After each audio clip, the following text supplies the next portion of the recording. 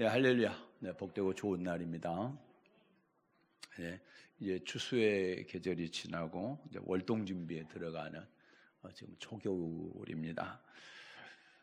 이제 보니까 2025년도 금년도 보니까 한 달하고 한 열흘 정도, 열흘도 좀 못 남았네요. 한 달 열흘 좀 못 남았네요. 다음 주일이 예수님이 재림을 기다리는 대림절 절기에 들어가게 됩니다. 대림절 때는 크리스마스 그 추리를 이렇게 만들어서 이렇게 전시를 하고 또 사람들에게 그리스도의 빛을 비추는 그런 절기가 되겠고, 그래서 대림절은 주로 촛불을 이렇게 많이 켜게 됩니다. 그래서 크리스마스 추리도 아마 촛불 대신에 전등을 이렇게 켜놓은 그런 행사를 하는 것 같아요. 성경은요, 자, 심을 때가 있으면 뭐가 있대요? 자, 뽑을 때가 있다. 그래요. 그래서 추수에 관한 얘기를 성경에 많이 합니다. 많이 하는데, 우리가 이 땅에서의 축복의 열매 거둔 것도 아주 중요하죠. 그러나 더 중요한 것은 인생의 마지막에 마치 우리의 영혼의 추수를 할 때가 있다. 그래서 우리의 영혼의 추수 때를 준비하는 것이 우리에게는 더 중요하다, 이런 말씀을 드리면서, 그래서 성경에 보면 추수에 관한 얘기 나올 때는 전부 우리 영혼의 추수 때를 비유했던 것을 알 수가 있어요. 그래서 어떻게 하면 우리 영혼이 천국에 갈 수 있을 것인가, 이런 부분에 초점이 맞춰져서, 그래서 오늘 저희들이 마태복음 13장 3절부터 8절까지 말씀을 보았는데, 이 말씀을 본문으로 해서 씨 뿌리는 비유 네 번째 시간입니다. 그래서 한 달 전에 세 번째까지 했거든요.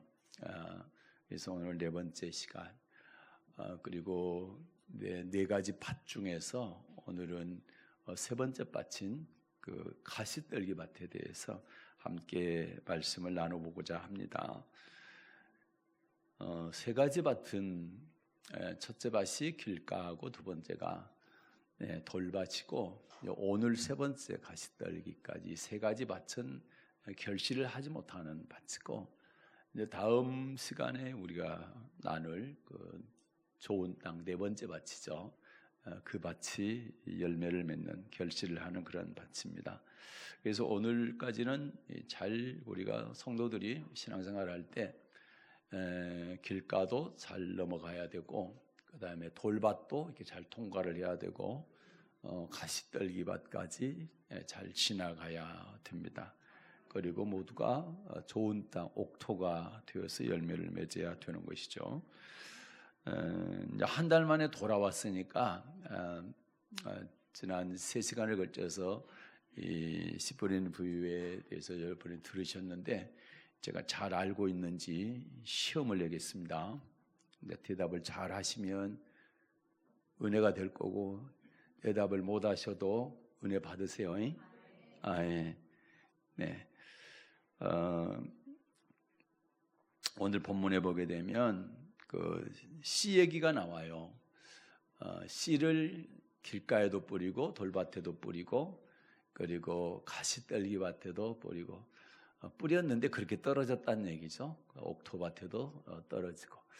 그런데 그러면 씨가 무엇이냐? 씨가 뭐라고 그랬어요? 할렐루야. 네, 하나님의 말씀이라고 그랬습니다. 잘 아시네요. 공부를 잘 하셨습니다. 그러면 이 씨는 누가 뿌린다고 그랬어요? 누가 뿌려요? 자, 예수님 시대 때는 예수님이 직접 뿌리셨지만, 그 이후로는 하나님의 동역자인 주의 종들이 뿌린다. 그러면 이 씨를, 하나님의 말씀을 어디다 뿌린다고 그랬습니까? 성도들의 마음밭에다. 잘 하시네요. 지금까지 완전 100점입니다. 그러면 자, 어디에서 뿌리나요? 어디에서? 그래요. 성전에서. 더 잘하시네. 너무 잘하시고 너무 감사해요. 네, 제가 이제 설교할 힘이 생겼습니다.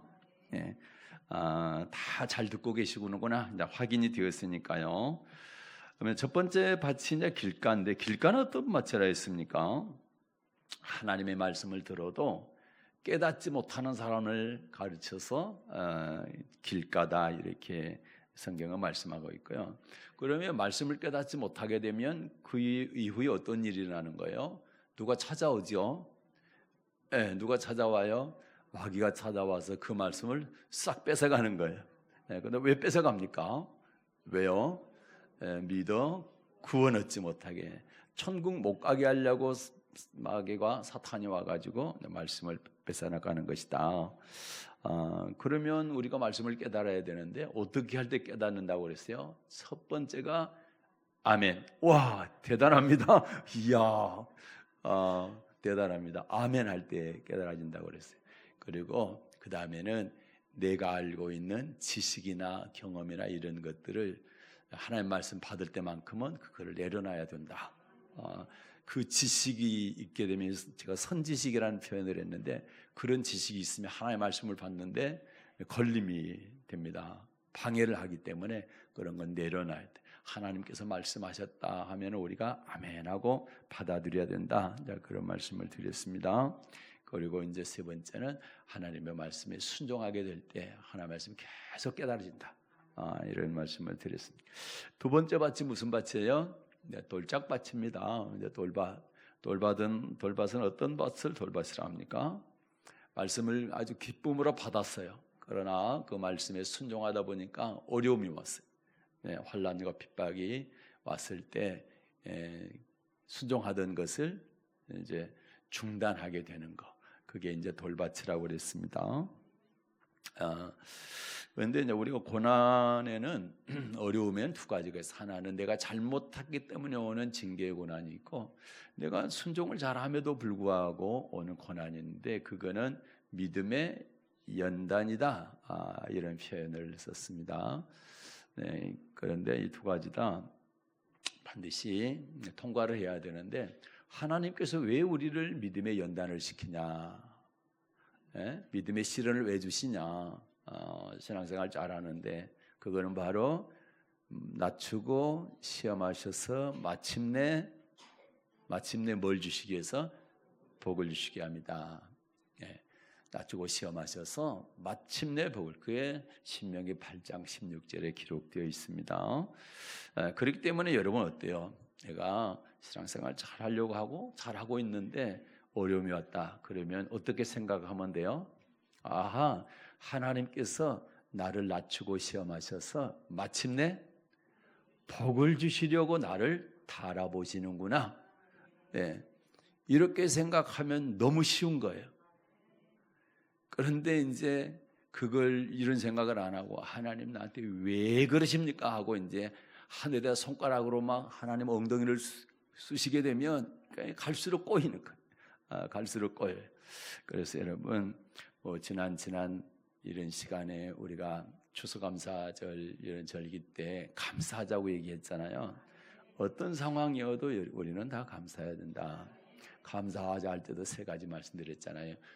범사에 감사. 그 다음에 누구 이름으로? 예수님 이름으로 감사해. 그 다음에 어떻게 감사? 항상 감사해. 그러니까 범사에 감사, 항상 감사, 그 안에는 다 포함되어 있어요. 다. 어려운 상황도 다 포함되어 있어요.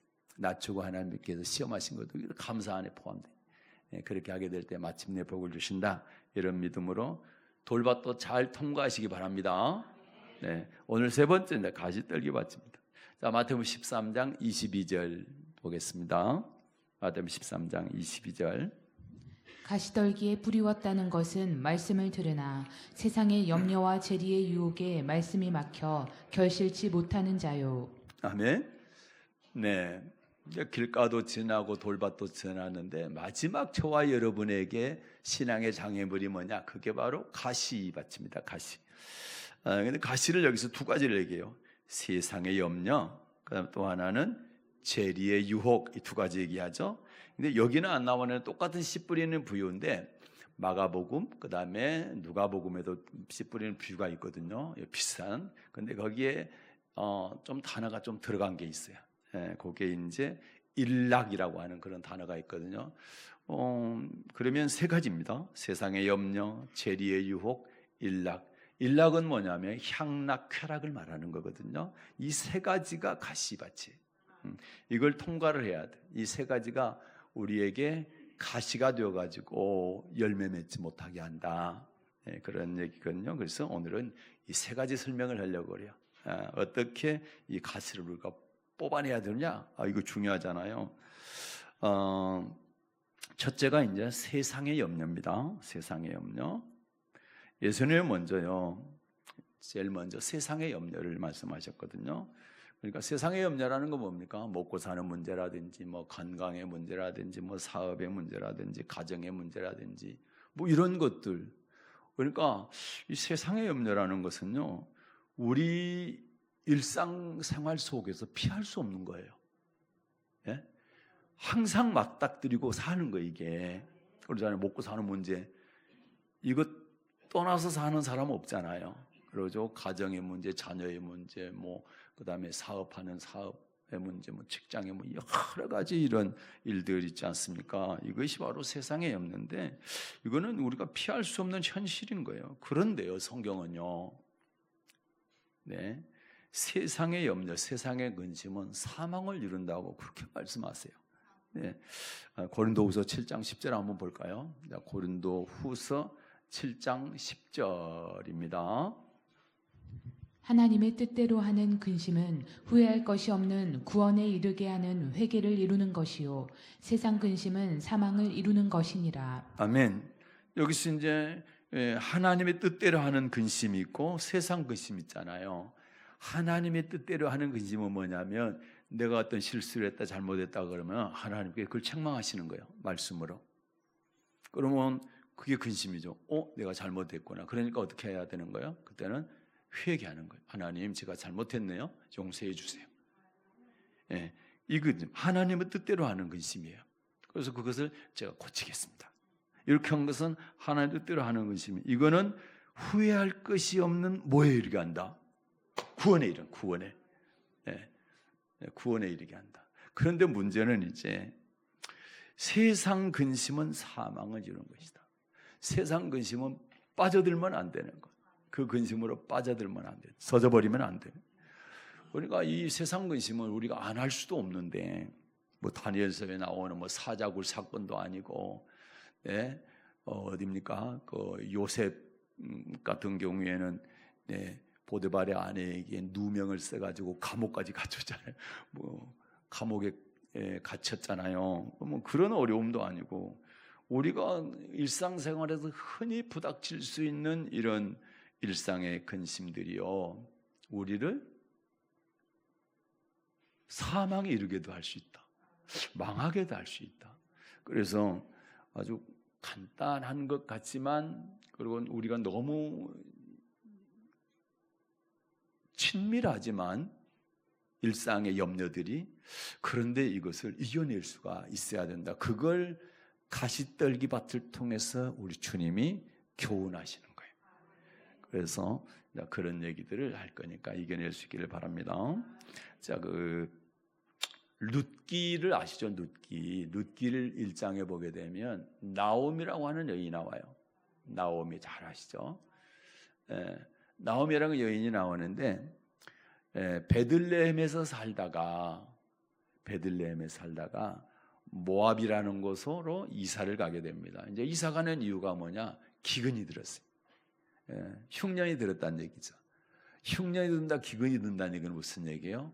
경제적으로 어려움이 왔다는 얘기잖아요. 그렇게 해서 베들레헴에서 모압 땅으로 가죠. 모압이라는 곳은 이제 이방 나라예요. 하나님을 전혀 안 믿는 사람들이 사는 곳이고, 베들레헴이라는 그 뜻이 뭐냐면은 떡집이에요. 무슨 집이요? 떡집. 우리로 말하면 떡방앗간. 떡집인데, 이 떡이 요한복음 6장에 보니까 뭐로 설명이 예수님께서 하고 계세요? 떡, 그렇죠. 말씀이죠, 말씀. 그래서 베들레헴은 말씀의 집이에요. 여러분, 근데 말씀이 어디서 선포되는 거예요? 예? 아까 우리 복습할 때 했잖아요. 씨는 어디에서 뿌려져요? 그래요, 성전의 교회에서. 예. 그러니까 교회를 떠나서 하나님을 안 믿는, 예수님을 전혀 안 믿는 세상으로 나갔다는 얘기잖아요. 뭐가 오니까? 경제적인 어려움, 기근이 오니까 그렇게 나갔다는. 근데 결론이 어떻게 됩니까? 예, 베들레헴을 떠나서 10년이 딱 됐는데 남편도 죽고 아들 둘이 있었는데 아들 둘도 다 죽었어요. 그 며느리 둘만 남은 거예요. 그래서 그냥 나오미가 어떤 생각을 하느냐, 이제 베들레헴으로 다시 돌아가야 된다. 말씀의 집으로 다시 돌아가야 된다. 교회로 다시 돌아가야 되겠다. 이 마음을 먹고 며느리들한테 가라. 네 친정으로 가거라. 너희들 아직 젊은데 친정 가거라. 그런데 한 며느리는 갔어요. 그러나 한 며느리는 저는 어머니 믿는 하나님 믿고 어머님 사시는 그곳에 가서 살겠습니다. 절대로 어머니 떠나지 않겠습니다. 그 시어머니를 따라가서 베들레헴으로 가게 되죠. 그렇게 세상 모압이라고 하는 세상에서 다시 베들레헴이라고 하는 말씀의 집 떡집으로 다시 되돌아가니까 하나님께서 어떤 일을 하시냐, 나오미를 회복시키시는 거예요. 뭐 시켜요? 회복시키는 거예요. 네. 모압으로 가가지고 좋은 일 하나도 없었잖아요. 남편, 아들 다 죽었잖아요. 네. 그런데 베들레헴으로 다시 돌아갔더니 하나님이 회복을 시키는데 며느리에게 보아스라고 하는 남자를 이렇게 붙여주신 거예요. 그래서 결혼을 하게 되고 아이를 낳게 되는데 그 아들이 다윗의 이제 할아버지가 되는 것이죠. 다윗의 얘기를 왜 합니까? 다윗의 족보에 예수님이 이름이 들어가 있거든. 그래서 아주 영광스러운 족보입니다. 예수님이 들어가는. 그런데 모압 여인인데 시어머니를 따라서 그렇게. 그러니까 나오미 입장에서는 평생 손주를 못 안아볼 줄 알았어요. 그런데 며느리를 통해서 손자를 품에 안게 됩니다. 그러니까 모든 사람들이 다 나오미가 10 아들보다 더 나은 며느리 얻었다고 박수를 치고 아주 난리가 아니어 복 받았다고 그렇게 회복시켜 주시더라 이 말 하나님께서. 그래서 여러분, 우리가 어려움이 왔을 때 절대 주저앉으면 안 돼요. 무엇 때문에 어려움이 왔을까? 자, 이런 생각을 하면서 다시 은혜의 자리로 돌아가야 돼. 네. 떡집으로 돌아가야 된다. 다시 말하자면 말씀으로 돌아가야 된다. 그러면 하나님이 일하시기 시작한다. 어떤 일요? 회복시키는 일, 축복하시는 그런 일을 시작하신다. 믿으시기 바랍니다. 네. 그래서 생활의 염려가 올 때 여러분, 많은 사람들이요 나오미처럼 모압으로 가는 길을 선택을 해요. 세상에 가는 일을, 세상에 나가서 내가 내 문제를 해결해보겠다 이런 선택을 하는데, 저와 여러분은요 하나님의 자녀들은 반대로 선택해야 돼요. 예? 세상에 가서 해결을 하지 말고 자꾸 어디로요? 떡집으로 오셔야 돼요. 네, 교회에 오셔서 교회에서 문제를 해결해 줄 수 있는 우리 하나님께 기도할 수 있기를 바랍니다. 네, 그 말씀으로 돌아오고 우리 주님 앞에 나와 성전에 나와서 기도하게 되면 회복시키시고 축복해 주실 줄로 믿습니다. 그래서 세상의 염려라고 하는 이러한 가시를 먼저 그의 나라와 그의 의를 구하심으로, 세상의 염려는 주님 먼저 알고 계신다. 그래서 세상의 염려라고 하는 그 가시를 샥 뽑아버리시기를 축복합니다. 두 번째 가시가 뭐였어요? 재물의 유혹이었잖아요. 다시 본문 읽을게요. 본문 마태복음 13장 22절입니다. 가시떨기에 뿌리웠다는 것은 말씀을 들으나 세상의 염려와 재리의 유혹에 말씀이 막혀 결실치 못하는 자요. 아멘. 자, 세상의 염려, 그 다음에 재리의 유혹이죠. 재리의 유혹이라는 얘기는 이 돈의 가시입니다. 돈의 가시. 돈 자체는 문제가 없어요. 그건 중성이에요, 중성. 그런데 이 돈이 어디에다 쓰느냐에 따라서 이 성질이 달라지는 겁니다. 예수님도요, 한 사람이 두 주인 섬기지 못한다. 돈이 사람을 딱 사로잡게 되면 이게 주인이 되는 거예요. 요게 문제예요, 요게. 사람이 돈을 다스려야 되는데 돈을 따라가게 돼요. 끌려가게 돼요. 그러면 돈이 내 종이 돼야 되는데 내가 돈의 종이 되는 거예요. 우리 주님은 이걸 안 거예요. 우리 사람이 거기에 약하다는 겁니다. 누구도 아냐. 예수님만 안 게 아니요. 마귀도 알아. 누가 알아요? 마귀도 알아. 사람들이 돈에 제일 약해. 까고 마귀도 알아. 그래서 마귀가 출애굽 사상에 보게 되면 마귀가 네 가지 유혹을 하잖아요. 네 가지 시험을 하잖아요. 그때 첫 번째가 세상에서 하나님 섬겨라. 두 번째는 너무 깊이 들어가지 마라. 세 번째는 어른만 가고 아이들은 데리고 가지 마라. 이게 세 번째 마귀의 유혹이. 네 번째가 뭐예요? 네, 물질 들이지 마라. 이 얘기거든요. 그런데 이걸 우리가 이제 이길 수 있는 방법들이 있는 거예요. 그래서 이거 이겨낼 수 있기를 바랍니다. 여호수아 시대 때 말이죠. 여호수아 때 가나안을 정복하는데 첫 번째 성이 얼마나 튼튼한지 몰라. 그 성 이름이 뭐예요? 여리고. 여리고 하면 나는 장로님 생각. 우리 교회 장로님 말고 저쪽 동네 장로님.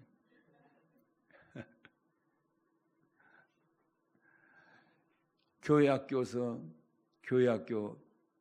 선생님이 애들한테 그랬어요. 누가 여리고성을 무너뜨렸어요? 그랬더니 아이들이 서로 내가 안 무너뜨렸다고.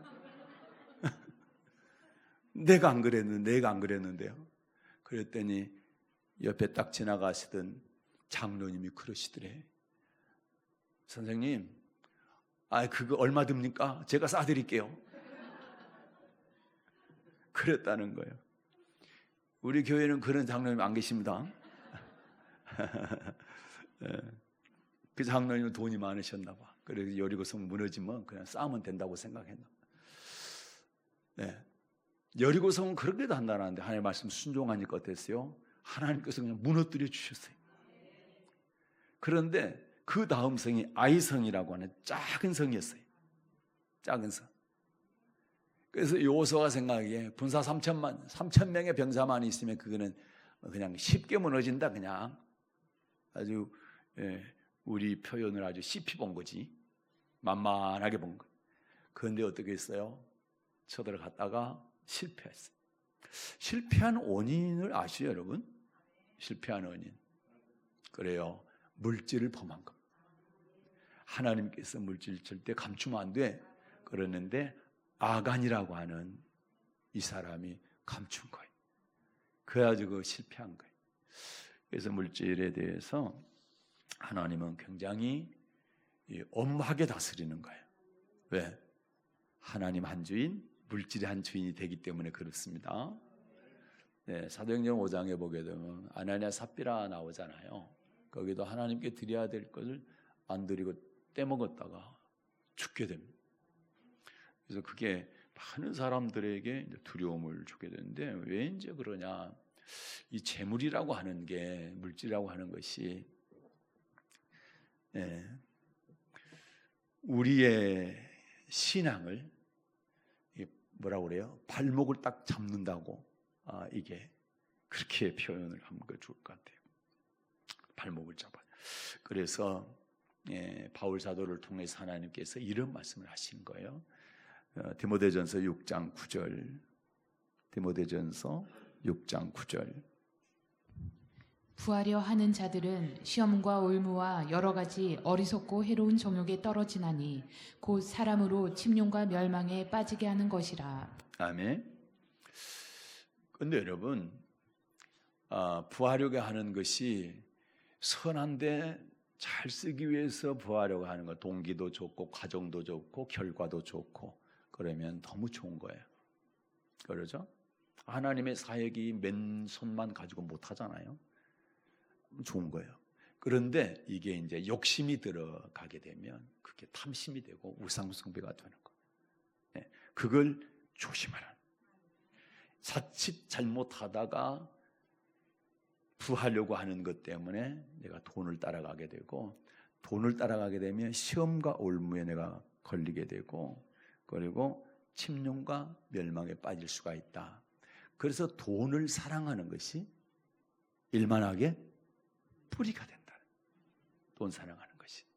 돈을 사랑하지 말고 돈은 내가 잘 쓰는, 다스릴 줄 알아야 돼. 아멘입니까? 네. 그래서 성경상 보게 되면요, 성경이 말하는 복받은 부자가 있어요. 돈이 없는 게 아니고 엄청난 거부가 된 사람이 있어요. 그게 복받은 부자지. 그럼 우리는 그런 부자가 돼야 돼. 돈만 많은 부자가 아니라 하나님께 복을 받아서 부자가 된 부자 말입니다. 복받은 부자. 여러분이 복받은 부자 되기를 바래요. 그러면 뭐 생각나는 사람이 있습니까? 이제 이삭이라고 하는 사람이 있어요. 누구요? 이삭. 누구 아들이에요? 그래요. 맞아요. 믿음의 조상 아브라함의 아들이에요. 이삭이라고 하는 사람이 있는데 여기도 마찬가지로 뭐가 들었을까? 흉년이 들었어요. 이삭이라고 하는 사람 때도 큰 흉년이 들었습니다. 그러니까 흉년이 드니까 어디로 가려고 마음을 먹었냐? 애굽이라고 하는 나라로. 애굽은 하나님 안 믿는 사람들이 사는 곳이잖아요. 나오미하고 비슷한 환경. 나오미는 또 기근이 있어가지고 흉년이 있어서 세상 모압으로 갔는데, 이삭 때도 흉년이 오니까 어디로 가려고요? 자, 애굽으로 가려고. 애굽에는 나일강이라고 하는 큰 강이 있어가지고 그 주위에는 농사가 잘 됐어요. 물이 마르지 않으니까. 그래서 그곳에 가면 되겠다 해서 가는데 하나님이 말씀하시는 거예요. 멈춰라. 너 애굽 내려가지 말고 내가 지시한 그 땅에 머물러라. 그래서 딱 멈췄어요. 그래서 그 흉년이 들었는데 하나님의 말씀대로 딱 멈춰 순종했더니 그 해에 몇 배 복을 받았대요. 100배의 복을 받았대요. 이삭이 농사를 했는데 100배 복을 받았어요. 흉년이 든 해에, 흉년이 든 땅에서 100배의 복을 누가 줬다고요? 하나님 주셨다. 하나님. 근데 그때 한 해만 그런 것이 아니라 계속 복을 부어주시니까 성경은 그래요. 그 부가 됐다. 그 부. 우리로 말하면, 지금으로 말하면 재벌이 된 거예요. 그러니까 하나님의 사람이 가난하게만 사는 것이 아니라 이삭처럼 이렇게 얼마든지 하나님 복 주시면 부자가 될 수 있다라는. 이삭이 이제 거부가 되니 얼마나 거부가 됐니까 그 블레셋 사람들이, 그 동네 사람들이 이삭이 미워 죽겠는 거예요. 그래서 이삭이 짐승도 먹이는 우물, 그 다음에 농사도 짓는 우물이 있는데 그 우물을 걔네들이 메꾸고 쫓아버려. 그러니까 시기 질투를 받을 만큼 큰 부자 된 것입니다. 왜 그랬느냐 할 때 우리는 그걸 생각해 가야 되는 거예요. 그럴 때 우리 생각으로는 애굽이라고 하는 나라에 나일강 근처로 이사를 가야 흉년의 이 기근을 면할 수가 있겠다, 우리 생각이.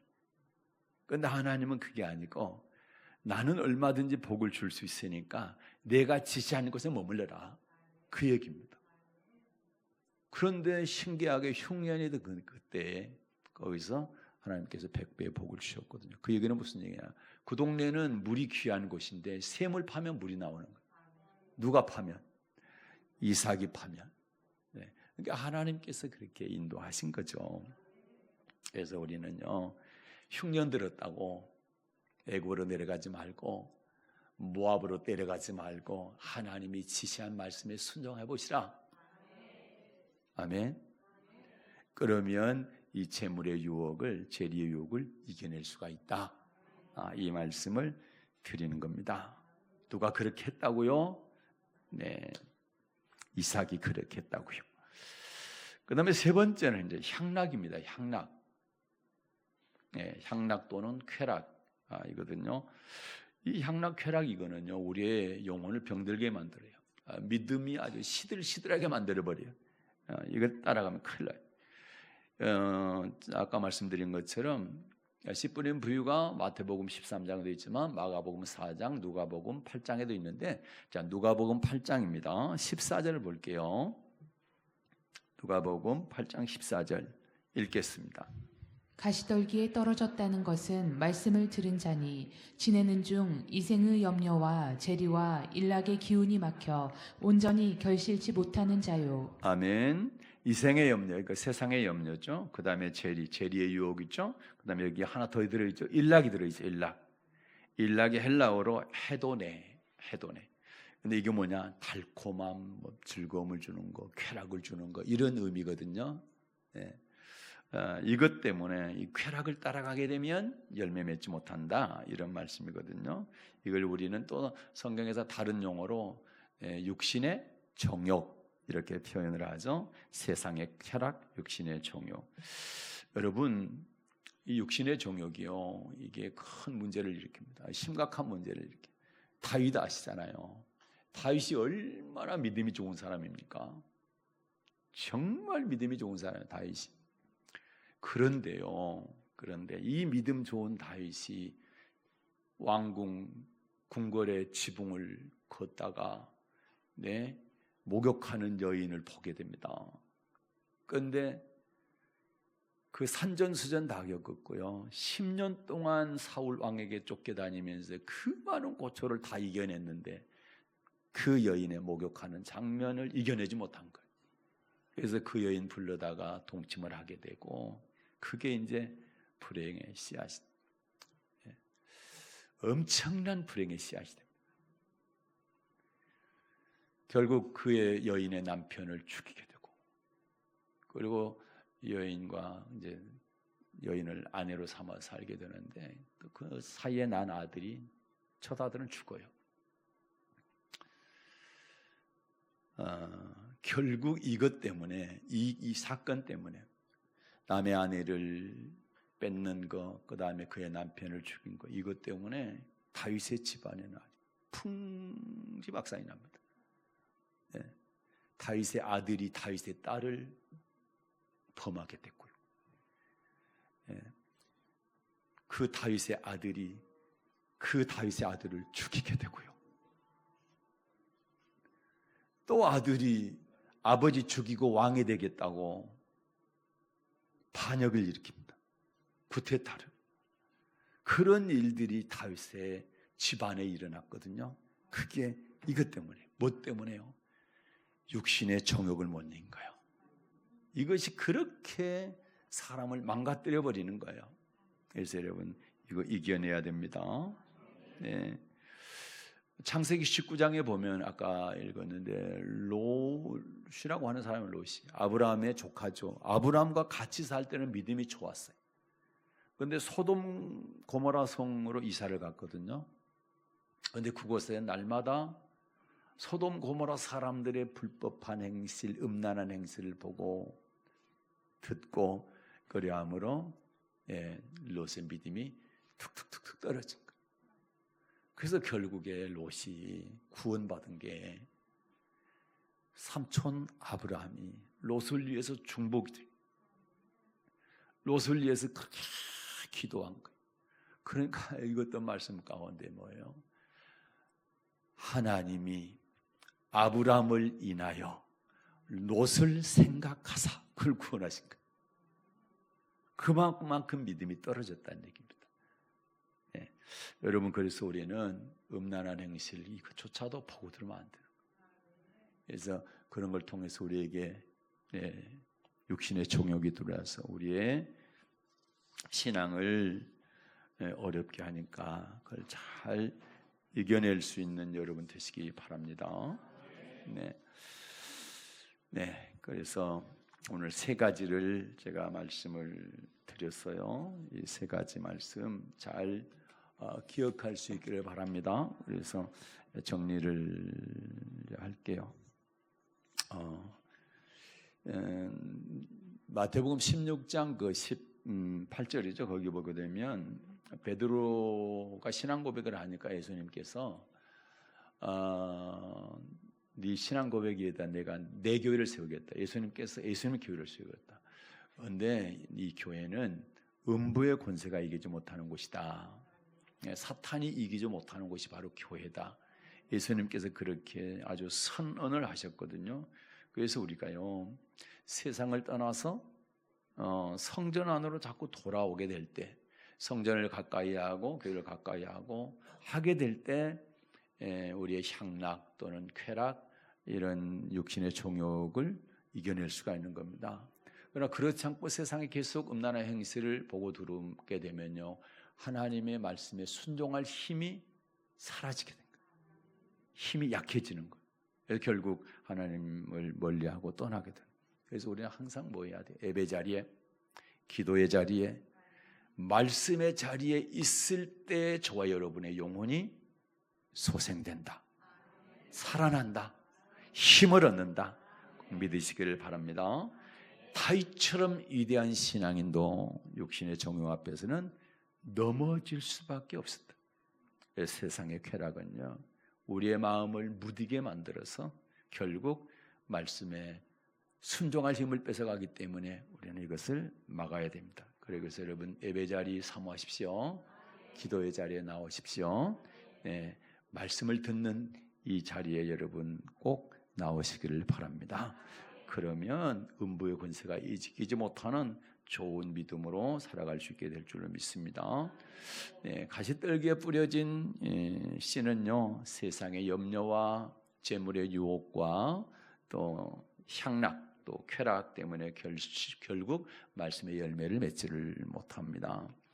그러므로 여러분, 길가도 잘 통과하시고 돌밭도 잘 통과하시고 오늘 말씀드린 가시밭까지 잘 통과하시기를 바랍니다. 생활의 염려 속에서도 베들레헴 말씀의 집으로 다시 돌아왔던 나오미처럼 흉년이라고 하는 재물의 시험 속에서도 말씀을 순종함으로 애굽으로 내려가지 않았던 이삭에게 하나님께서 100배의 복을 주셨던 것처럼 어떤 세상의 향락과 유혹과 쾌락에서도 여러분이 성전 중심으로, 예배 중심, 그리고 기도 중심, 말씀 중심으로 살아감으로 가시떨기밭을 통과해서 옥토들이 다 되셔서 많은 열매 맺는 최고의 축복자들 되시기를 주님의 이름으로 축복합니다. 오늘은 하나님 아버지